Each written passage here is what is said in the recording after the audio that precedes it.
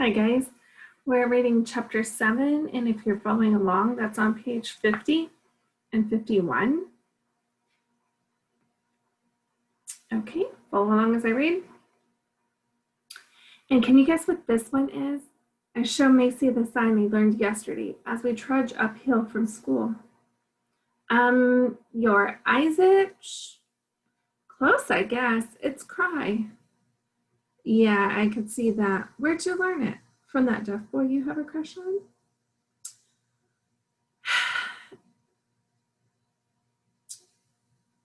No. I turn and look her in the face and almost trip over a crack in the pavement. I learned it from the internet, and besides, I do not have a crush on him. Oh my God, Jilly, you totally have a crush on him. The moment someone insists it's not a crush like that, it's always a crush. Says who? Only every episode of every show on the Disney Channel ever. Those are fake. Your crush isn't. My cheeks heat up a little more each time she says that word. Not a crush, I say, trying to believe myself. Right, not a crush, not at all. And the earth is flat. Shut up. Luckily, we're nearing Macy's house, so the conversation has to end. See you tomorrow, Macy says. And tell your dad, LTYRG. What? He'll know. Say it back. LTYRG. LTYRG. Got it. We do a quick baby sister slide. Left hand, 2, 3, right hand, 2, 3, hips, hips, hips, foot, swoop, clap. Before Macy walks up the steps to her front door and disappears inside, leaving me alone to think about anything besides profound and failing. I spot Aunt Alicia's blue Volvo parked by the house. Volvos are pretty common in Piedmont, but I know it's hers right away because there's a fake canary in a cage that hangs from the rearview mirror. Aunt Alicia calls the bird Maya and says she's there to remind her that we all have a song to sing. Sure enough, Aunt Alicia is in the kitchen when I walk in. The air smells like garlic and 3 pots bubble on the stove. In the living room, Jamila and Justin are chomping on popcorn and watching a video of talking clowns. Emma is fussing in her bouncer seat like she's either trying to fall asleep or wake up. Mom is nowhere to be seen, but Jamila puts her finger to her lips and points at the closed bedroom door. Hey, Jamila, I whisper back. Hi, Justin. I put my hand up for a high five. He connects with 2 of his fingers on the first try, 3 on the second, but the third is palm to palm success. Then I swoop down and grab a fistful of popcorn out of his bowl. Hey, he yells, so I grab a handful of popcorn from Jamila's bowl as well, just to be fair. At the kitchen table, Aunt Alicia pours me a glass of orange juice and puts down a bowl to dump my popcorn hands into. I could have made a batch for you, you know. Less fun, I said, tossing a kernel into my mouth. You're gonna make some big sister. Planning on it. I down half of my glass of orange juice in one go. So, Mom's asleep? I told your mother I would come over to take care of Emma and that she was more than welcome to go anywhere she wanted. She said the only where she wanted to go was out like a light. At least Mom's getting her sense of humor back. I can't say I blame her though. After I had Justin, I didn't want to do anything but sleep for about a month. It was way worse the second time round. Thank goodness Aunt Joanne wasn't pressuring me for a third. Couldn't Aunt Joanne have a baby, I asked? Could you imagine Joanne pregnant? No, I laugh. It would get in the way of her running schedule. You're right. And that would be the part that would bother her the most, says Aunt Alicia. So, how was school? You know, the usual. Teachers, tests, and textbooks. The 3 R's have become the 3 T's, huh? What? You know, reading, writing, arithmetic. Only one of those starts with an R. It's supposed to be clever. Oh. I fake laugh so hard Aunt Alicia makes such a face, and then I start to real laugh, and so does she. She pulls her phone out of her bag to take a selfie of the two of us and then stops. 7 messages? Let me check these, Jilly Bean. Aunt Alicia scrolls with her thumb. She clicks on a link and her eyes flare and her mouth opens and her hand comes to a stop, or comes up to cover her mouth. What is it? Nothing. Aunt Alicia stops. She blinks, bites her lip, and a tear drops out of her shining wet eyes. No, wait, it's not nothing. She shakes her head a few times before switching to a nod, and she takes a heavy breath. It is something, a great big something. A black boy was just shot, this time in Philly. He's in the hospital now, and his name is James Dupree. They haven't found the guy who did it, but witnesses say James was pulling out his wallet to lend her $1, and then someone from across the street shot him. She swallows. He's 13. Oh, Profound is 13. Aunt Alicia wipes her eyes with her knuckles.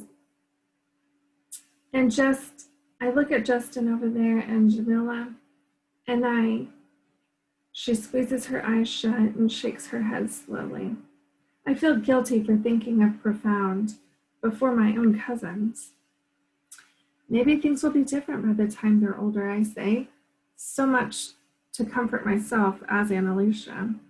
Aunt Alicia takes a deep breath, then lets out a whoosh. That's a really sweet thought, Jilly Bean, but we got a long way to go between here and there. What do you mean? Ask your mom and dad about James Dupree at dinner tonight. See what they say. She gives an unhappy smile, like she knows what will happen and it won't be good. I will, I wonder. I will. I wonder what they'll say. I wonder what Aunt Alicia thinks they'll say. You need any help with dinner? Aunt Alicia shakes her head. Thanks, Jilly Bean. I think I'm just going to mash the potatoes myself. Get a little frustration out. Why don't you go get your homework done? Then Aunt Alicia is quiet and focused on her cooking. I join Jamila and Justin in the living room, where the talking cloud has become a singing sun. I pull out my Spanish textbook and start answering questions about what sports people in a picture like to play. I've moved on to math by the time the bedroom door opens and Mom steps out with a weak smile on her face. Hi, Jilly. Oh my goodness, Alicia, it smells amazing in here. I don't even know how to thank you. What our sister-in-law's for, Aunt Alicia says. I didn't wake you up with all my banging, did I? Oh no, I was already awake. Just took me a little while to get out of bed. But then I started to ache, if you know what I mean. She gets herself a can of lemon soda from the fridge and sets it on the table by the couch. I was just about ready to burst. Oh, don't I know it? I was so sore with both of them. I don't know what either of them is talking about until Mom picks up Emma and settles in to nurse. Oh, that. Well, I'll leave you to your children and your evening, says Aunt Alicia. I need to go get these two home for dinner anyway. Be sure to take the chicken out in 15 minutes, and then you're all set. Are you seriously going to go home and make another meal? Heck no, it's Joanne's night. Oh, so Shandong, I ask. Here's hoping. Thank you again, Alicia. You're a saint, says Mom. I wouldn't say that. Of course, it would be rude to disagree. She makes a halo out of her hands and places it above her head with a laugh. If you ever need me to kick Joanne's butt for you, just let me know, says Mom.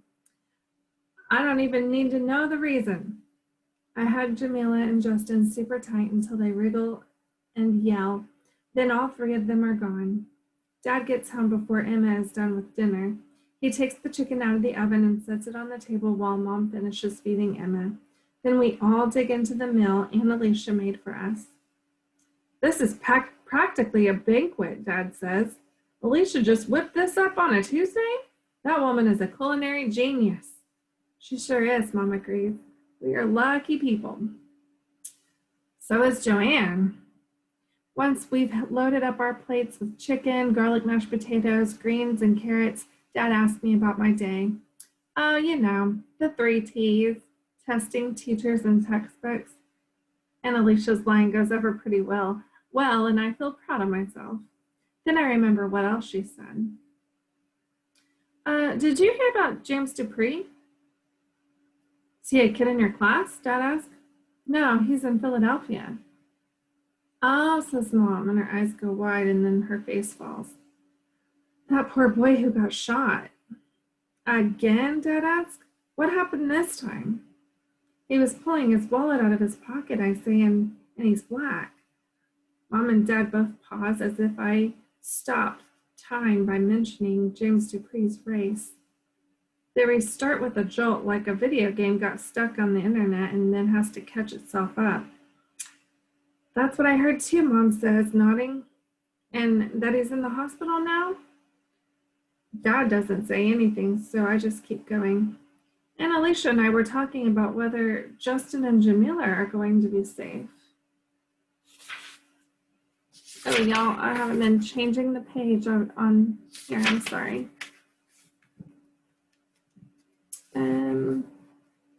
Actually, where are we? I am on page 58, and I have not been changing the page. I am so sorry. We're way over here now. Okay, that's where we are.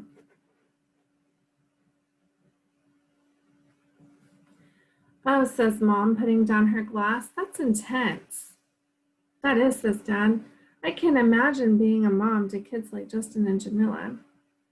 Well, as far as I'm concerned, Dad says, it's a lot for someone your age to take on. Justin and Jamila are younger than me, I remind him. Dad goes quiet again and takes a bite of chicken. And when I said that, I hoped it would be different by the time they got older, and Alicia said we've got a long way to go between here and there. Oh, says Dad, putting down his fork and taking a deep breath. Oh, Mom echoes. She has a point there. We've made a lot of progress, says Dad. We'll make more. He puts his bite of mashed potatoes into his mouth. That seems to be the eternity of his thoughts on the subject, or entirety of his thoughts on the subject, because after he swallows, he says, this is delicious. Mom stares at her plate and doesn't say anything. I want to say something, but I don't know what. Maybe that's how Mom and Dad feel too. So, how's Macy? Dad asked a few bites later. She's okay. Oh, and she sent you one of her Morse code messages. ITRYG or something? They're not Morse code, they're initialisms. And ITRYG? Huh? Dad's face wrinkles. Then he asked, you sure it wasn't ITYRG? Could have been. How am I supposed to worry about a couple of letters when Aunt Alicia doesn't know if my cousins are going to be safe? Are they even safe now?